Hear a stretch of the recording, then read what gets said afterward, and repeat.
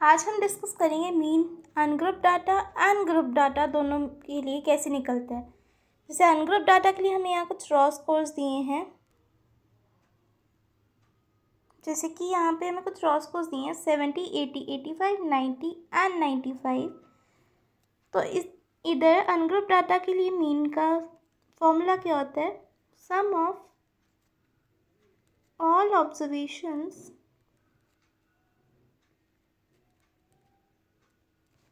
divided by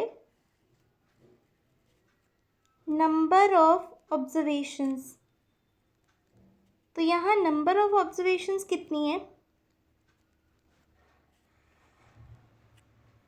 5 and some कितने?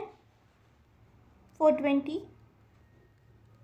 तो अगर हम इसको डिवाइड करेंगे तो हमारा आंसर क्या आएगा?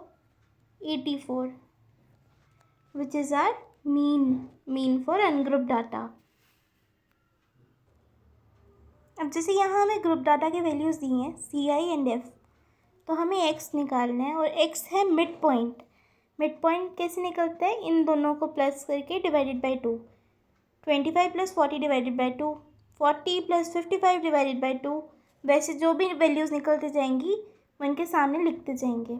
जैसे कि हमारी पहले की वैल्यू आ रही है 17.5, दूसरी वैल्यू आ गई 32.5, तीसरी आई 47.5, फोर्थ आ गई 62.5, फिफ्थ आ गई 77.5 एंड एट्थ आ गई 92.5।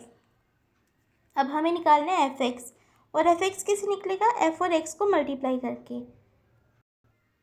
तो fx की वैल्यू लिखते हैं। जैसे पहले आ गई 35, सेकेंड 97.5, थर्ड 332.5, फोर्थ 375, फिफ्थ आ गई 465 एंड सिक्स्थ वैल्यू आ जाएगी 555। अब यहाँ पे हमने इनको पूरा ऐड ऑन करके नीचे सबमिशन fx की वैल्यू लिखी है 1860 एंड सबमिशन f की वैल्यू लिखी है 30। सबमिशन मतलब इस पूरी ये जो रो है इसका सम।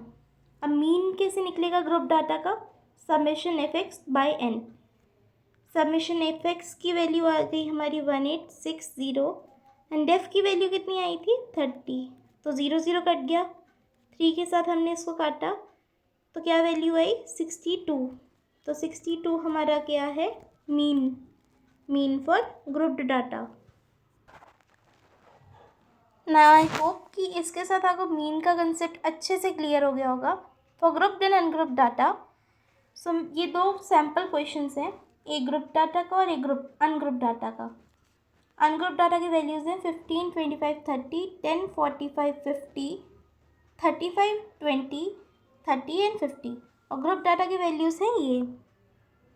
Solve this out and comment your answers below in comment, but don't forget to like, share and subscribe the channel.